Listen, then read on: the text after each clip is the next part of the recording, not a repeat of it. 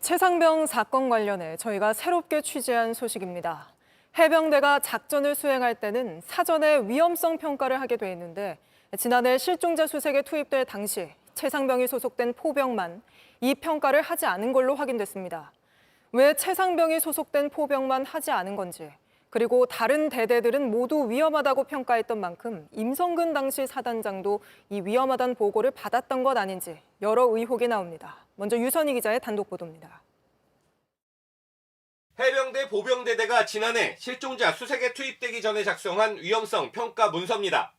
지형과 날씨가 모두 위험하고 빠른 조류로 인원과 장비가 휩쓸릴 수 있다고 적었습니다. 하천이 탁해 잘 보이지 않는다고도 했습니다.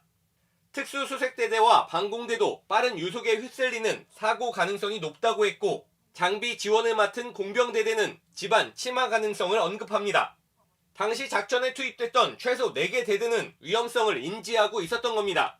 그런데 최상병이 소속된 포병만 위험성 평가를 하지 않은 것으로 확인됐습니다. 해병대 측은 사전 위험성 평가는 대대 중대별로 하는 것인데 왜 포병만 빠졌는지는 알지 못한다고 했습니다. 지난달 경찰은 최종 수사 결과를 발표하며 대대장들에게만 책임을 묻고 임성근 전 해병대 1사단장에겐 혐의가 없다고 했습니다.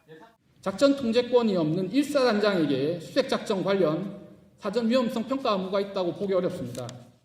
하지만 같은 곳에 있던 다른 대대들이 사전에 급류에 휩쓸릴 수 있다고 판단했었다는 사실은 설명하지 않았습니다. 포병을 제외한 모든 대대가 같은 위험성을 경고했던 만큼 당시 현장을 방문했던 임 전 사단장이 급류에 휩쓸릴 수 있다는 우려를 보고받았을 거라는 의혹도 제기됐습니다.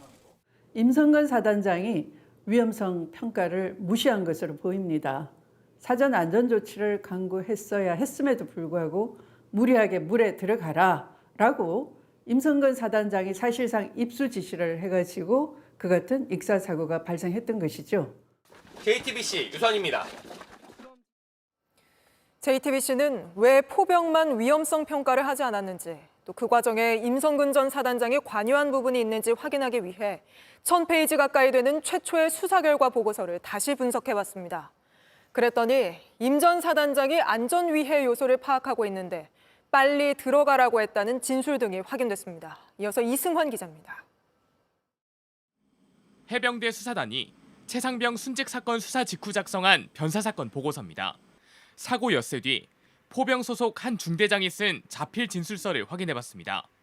사고 전날 임성근 당시 해병대 1사단장이 현장 책임자를 찾았다. 임무 브리핑을 하는데 3초 만에 말을 끊고 빨리 현장에 들어가라고 했다. 안전 위해 요소를 파악하던 중 왜 빨리 작업 시작하지 않고 병력을 대기시키고 있는 거냐고 말했다고 적혀 있습니다. 당시 중대장이 대대장과 주고받은 대화방에서도 사단장에 대해 언급했습니다. 임 전 사단장이 기분 나빠하면서 몇 중 되냐고 물었다. 병사들 하차시킨 뒤 현장을 확인하려는데 빨리 내려보내라고 했다. 임무를 나누려고 하니 답답해했다면서 대대장에게 속상하다고 말합니다.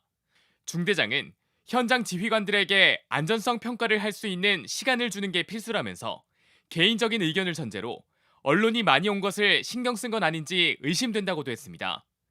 해병대 수사단은 이 진술을 근거로 임 전 사단장이 재촉해 무리하게 작전 현장에 투입된 것이라고 판단했습니다. 하지만 이후 사건을 재검토한 국방부 조사본부, 사건을 제2첩받아 수사한 경찰의 수사 결과 보고서엔 이런 내용이 빠졌습니다.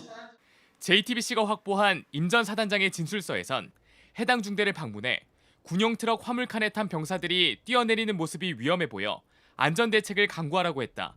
군인다운 모습과 단정한 복장을 지시했다고 적었습니다. 하지만 중대장이 진술한 브리핑을 끊고 빨리 들어가라고 했다는 내용은 없었습니다. JTBC 이승환입니다. JTBC 뉴스를 시청해주셔서 고맙습니다. 저희는 저녁 6시 50분 뉴스룸에서 뵙겠습니다.